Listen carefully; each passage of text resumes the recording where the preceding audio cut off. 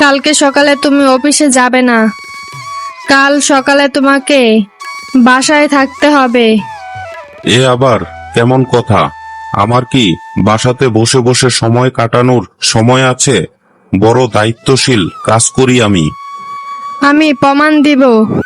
তুমি শুধু সকালে অফিসের কথা বলে লুকিয়ে থাকবে। মা যেন মনে করে তুমি অফিসে চলে গেছো। আর দেখবে তোমার আম্মা যান বাজার করি বলে বেরিয়ে পড়বেন। আমরা পেছনে পেছনে যাব।